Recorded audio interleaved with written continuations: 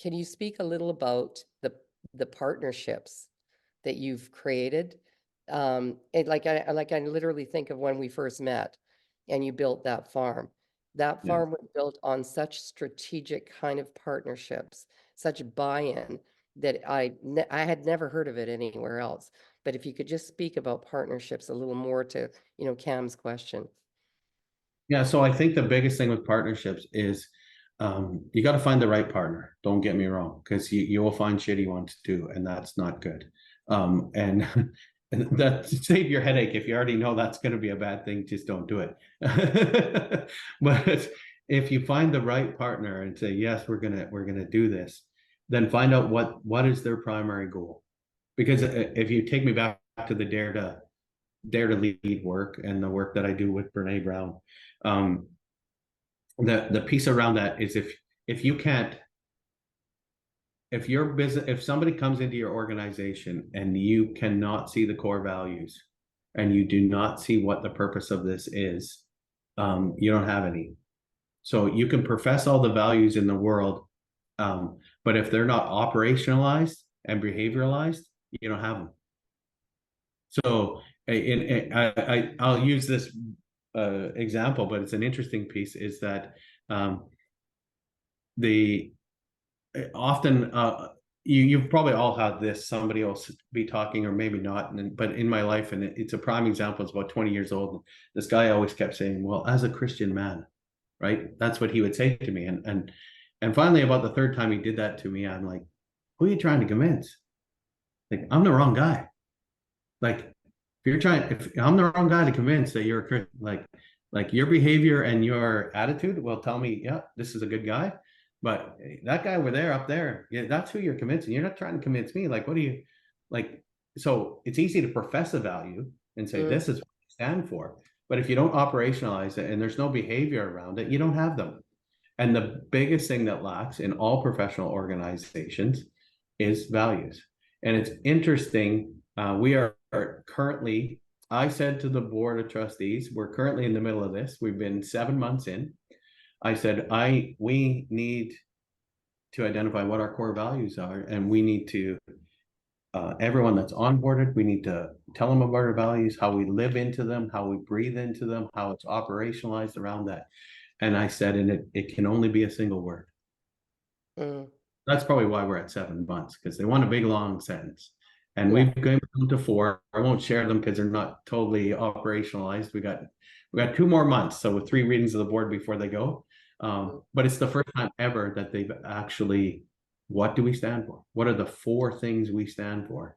And they honed it down around that piece. And then it's like, okay, so now as a executive team, how do we ensure that this is what the board says they stand for? How do we ensure that we're operationalize that, onboarding everybody with that, and behavioralize looking at that in all of our procedures, policies, saying this is what we stand for. yeah. Yeah, And it's so incredible because you're literally speaking about it's not just behavioral, but it's like who are you really? Like who are you being in this world? So, nice to say these are our values and then never become those values. It's like that the being becomes or the organization becomes what you're saying. And it turned around. Yeah, that's awesome.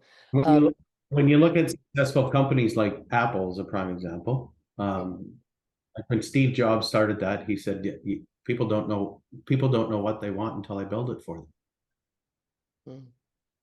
mm, And that that attitude, and guess what? They're still lining up for iPhone. What are we now? 16 coming out later, yeah, 15's out. Like yeah. and they're still lining up at the door to get it. But the values that exist in a company like Apple are core. And everybody eats, breathes. WestJet's another one, prime example. Right? Yeah. Yeah, they're so core that you have, it's become a part of the common language. Yeah. Do you have Apple or iPhone or are you Android? And Yeah. Android is everybody else. But iPhone is specific to Yeah. like it's part of the language. It's part of the culture of the organization. And James, just before I come back to you, and I am definitely coming back.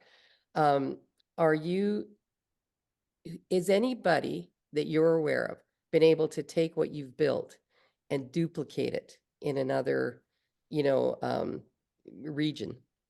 Yeah, I think um well, I think Prairie Rose is moving in that direction. There's a number of jurisdictions that are saying, "Hey, how do we do this?" And a number that are looking, differently at it.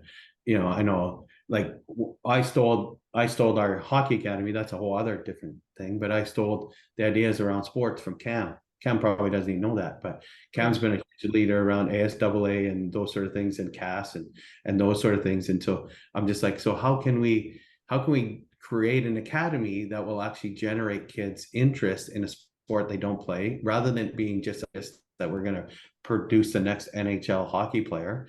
And Mm. so we've actually rebuilt our entire minor hockey program, in which 3 teams didn't even exist in high level. But I brought a kid over who was playing professional in Europe. He's homegrown, but he was over there, and I said, "When do you want to come home?"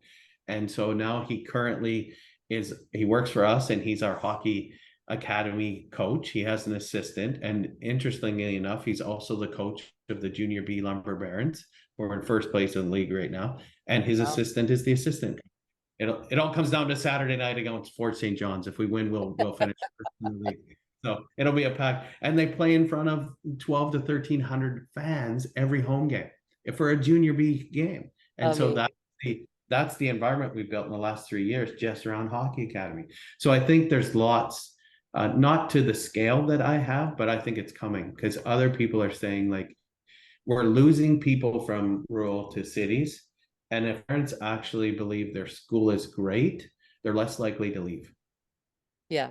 Well, and what you're building, and that's awesome to know that you take the ideas that really work, like CAMs, and Yeah, say we're going to incorporate that here. But I could see this being scalable whether you're urban or you're rural, totally. but It does. like completely. Yeah. Yeah. Yeah. So